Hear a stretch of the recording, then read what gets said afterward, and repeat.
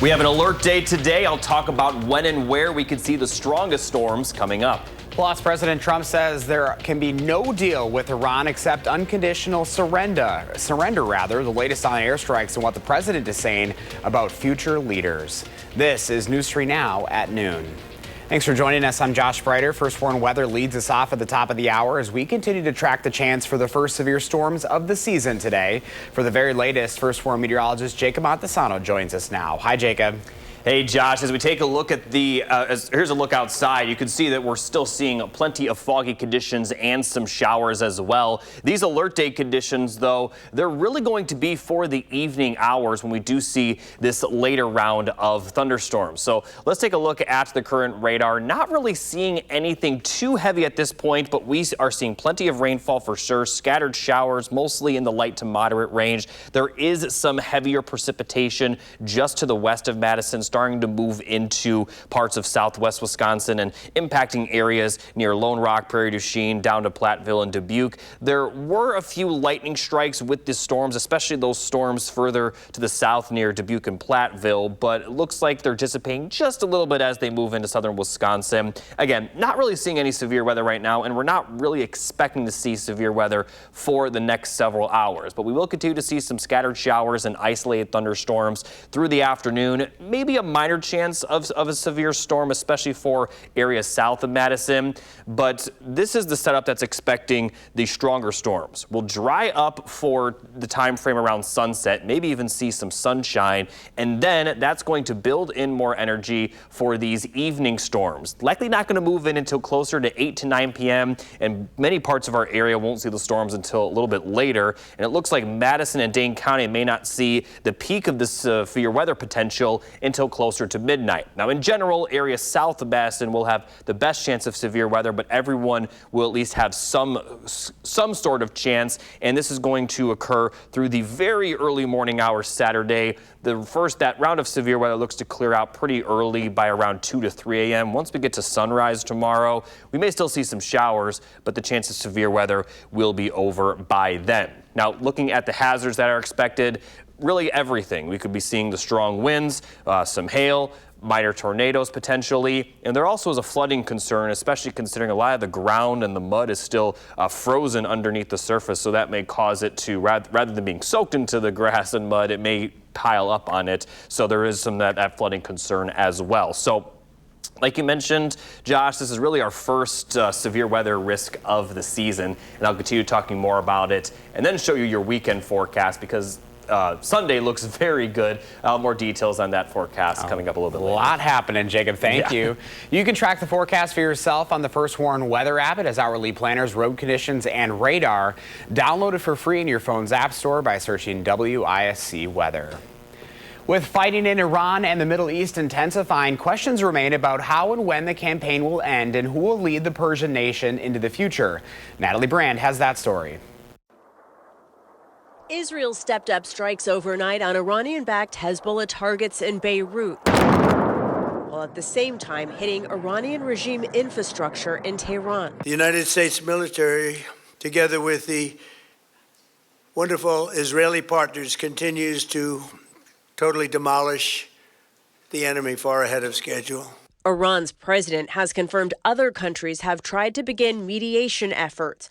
President Trump responded this morning saying there will be no deal with Iran except unconditional surrender and the selection of a great and acceptable leader.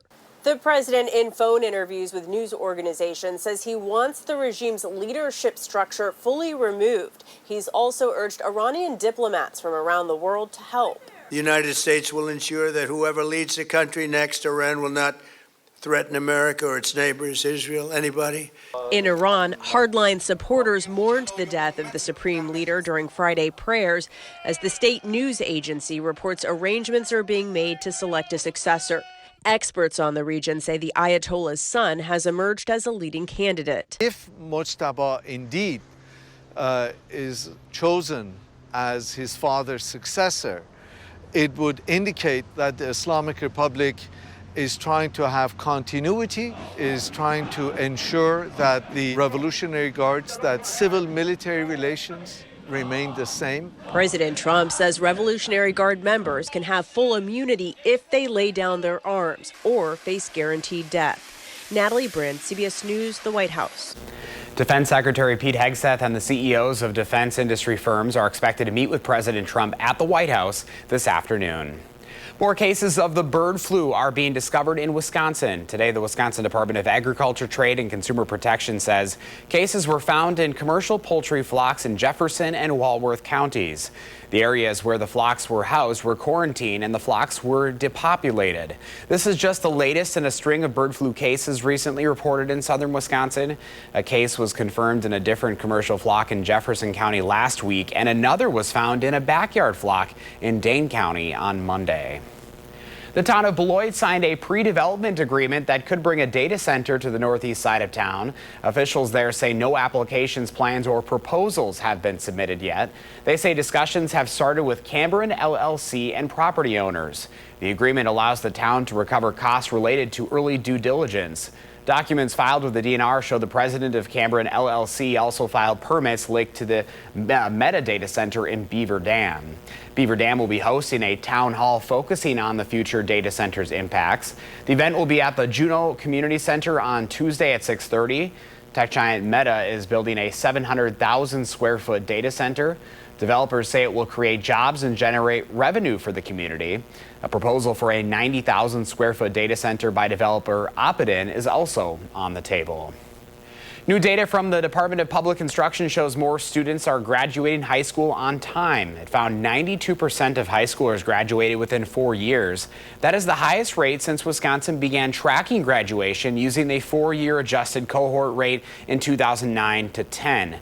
This number is being attributed to things like increased progress in attendance and lowering the number of chronic absenteeism. That number also fell to just over 17%. I really think it's the dedication of teachers and educators across our state. And educators, families, and communities, they really deserve that credit for the sustained improvement in graduation and attendance. Attendance is also improving across the state too, and truancy is decreasing, which is obviously good because the best way that you learn is by being in school.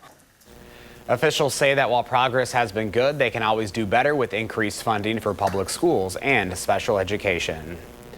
The State Journal is reporting that Wisconsin's public universities can offer reduced credit 3-year degrees. UW joins dozens of schools across the country finding alternatives to 4-year programs.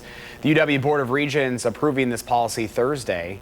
UW can develop degrees that require students to take 90 credits rather than 120.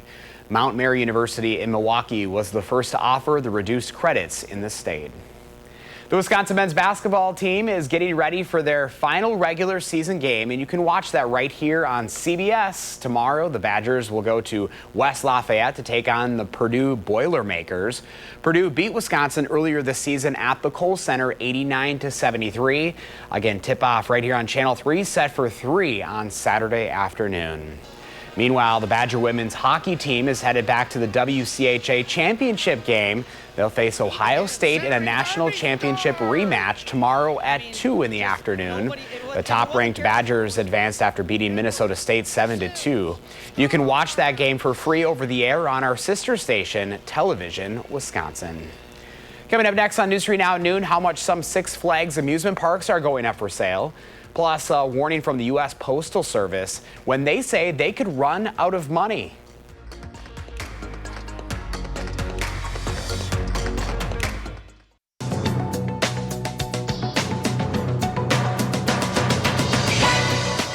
Prices at the pump continue to spike due to the war with Iran. AAA says the cost of a gallon of regular unleaded gas has jumped nearly 27 cents compared to last week, with yesterday's average hovering around $3.25. The head of the U.S. Postal Service warns it could run out of money in a year if Congress doesn't step in. Postmaster General David Steiner told the Associated Press lawmakers should lift the agency's $15 billion borrowing limit. He also suggests other fixes, like raising first-class stamp prices, pension reforms, and extending last-mile delivery service to bring in more cash. USPS suffered $9 billion in losses last year, despite a more than $900 million increase in operating revenue.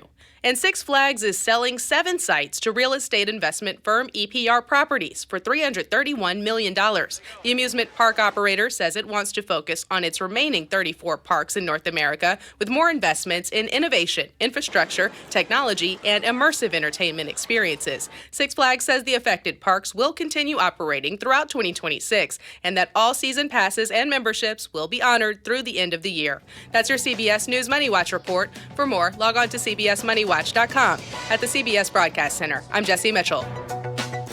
Here's a look at the stock report at the noon hour. The Dow down 534 points, NASDAQ down another 239, and the S&P 500 also down this hour 83. Our call for action volunteers are in the building taking your consumer complaints and taking action on your behalf. Call for action at 608-270-2833 or submit a claim anytime at channel3000.com/call-for-action. We'll have today's farm numbers next, and Jacob is tracking the first warn forecast. Then later on Live at 4, city leaders give an update on how absentee voting has been improved in Madison.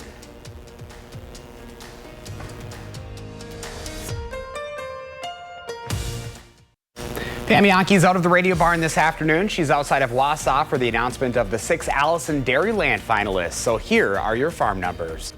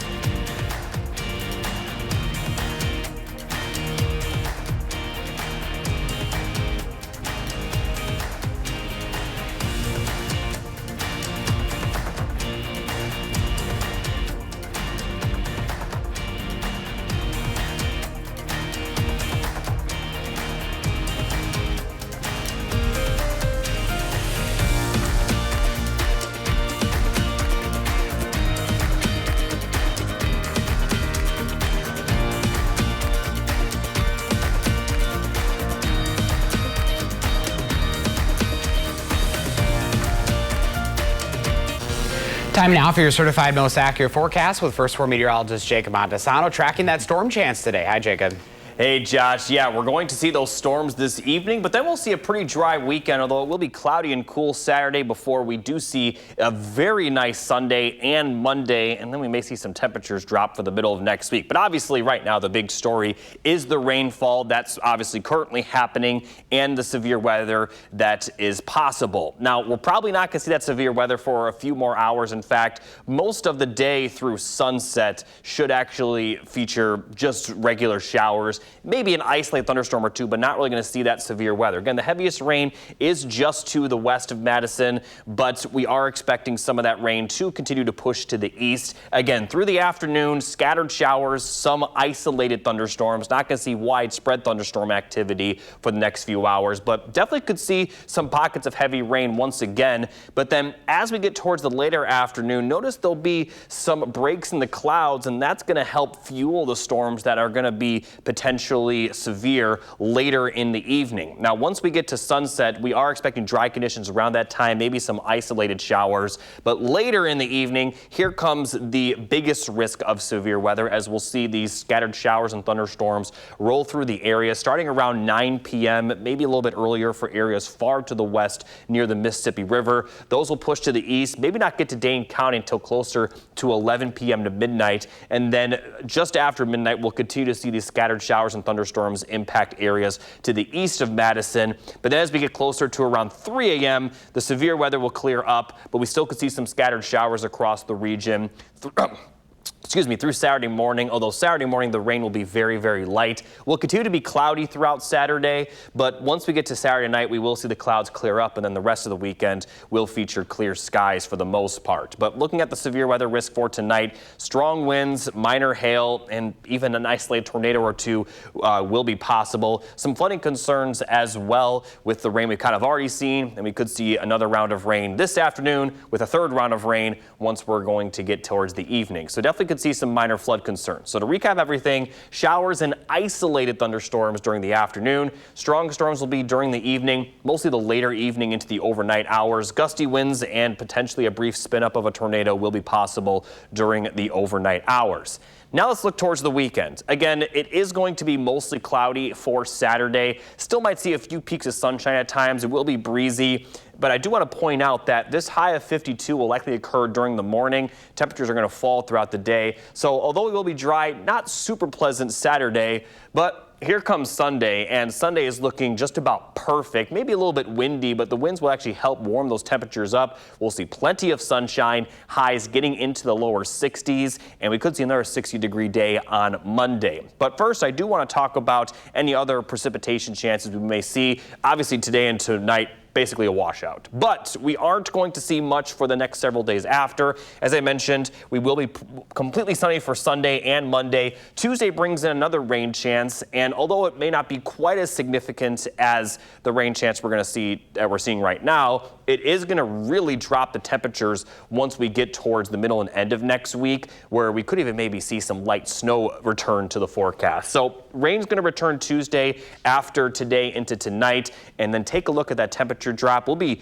well into the 60s. We could even hit 70 for the first time of this year on Monday for some areas, but next week will feature a lot of highs in the 40s. You know, not too bad, maybe some highs in the 30s. And although we're not seeing a ton of precipitation chances after Tuesday, we will still see at least some light precipitation chances once we get towards that cool down, and that may feature the return of some snowfall. But we at least are going to see two incredibly nice days, and just in time for the clocks moving forward. So once you get to Sunday evening and Monday evening, it's really going to feel like spring. Probably we'll still be a little damp out with the rain today. It will be mild, and the sunset will be an hour later. So it's going to feel like spring, at least for 2 days. Now, Tuesday won't be too cold either, but once we do see those temperatures fall, it's going to feel a little bit more like that winter time frame. But, you know, nothing is expected to be too cold, and we're certainly in the time of year where the bitter cold air is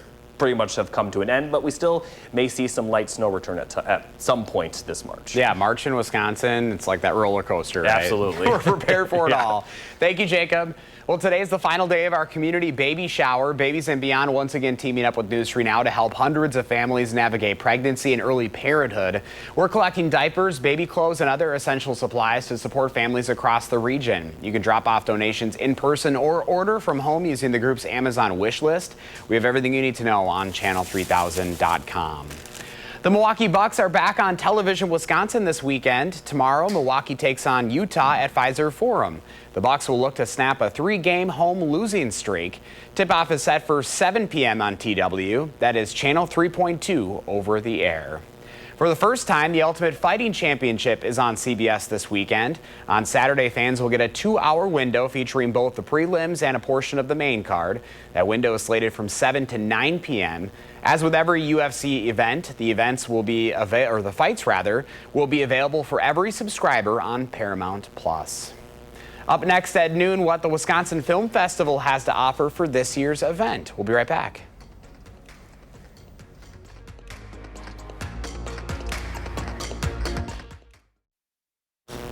The Wisconsin Film Festival is sharing this year's lineup. From April 9th to the 16th, more than 135 films will be shown.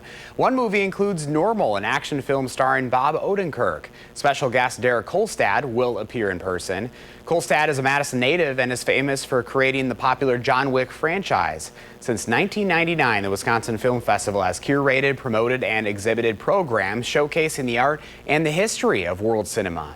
It's also a communal experience. You're not going to get this on the couch alone at home. Seeing a movie together is a really powerful experience, and I think people realize that more and more after the pandemic. Tickets for the festival go on sale tomorrow at noon. All festival pass holders get early access starting today. General admission is $12. Let's go to Jacob now for a final check of that forecast as you're tracking the potential for severe storms today. Yeah, we're seeing plenty of rain right now. Not really seeing that severe storm potential right now, but that is going to be much later today. Once these showers and isolated storms do clear out, we will have a little bit of a dry period, kind of around sunset, about a few hours before and after as well. And then as we get towards the evening, closer to around 8 to 9 p.m., we'll start to see those storms move back into the area. And then we will see the potential for severe weather from around 9 p.m. to 2 a.m. tonight. But then once we get to the weekend, we'll be pretty dry, although Saturday will be a little chilly. We'll see those temperatures falling throughout the day, so we're mostly going to see temperatures in the 40s tomorrow. But Sunday looks very nice. Monday looks even better, but we will see some cooler temperatures towards the end of the 10-day forecast. So for those that wanted, spring-like weather and conditions, the storms today are certainly a part of that spring-like weather. We'll definitely have a few more of these days, but at least we got some good weather over the weekend, especially Sunday. Might be a perfect day to get out and enjoy the spring-like conditions. I'm excited to hear a little thunder. It's been a while. I know, and we might see it tonight. Might wake you up though. Hopefully no severe stuff though. Right. Let's hope everyone stays safe. All right. Thank you, Jake. Appreciate it. Thanks for watching News 3 Now at noon. Coming up next is The Bold and the Beautiful. Our next newscast is live at 4. And a reminder, you can find us streaming 24/7 on Channel 3000+.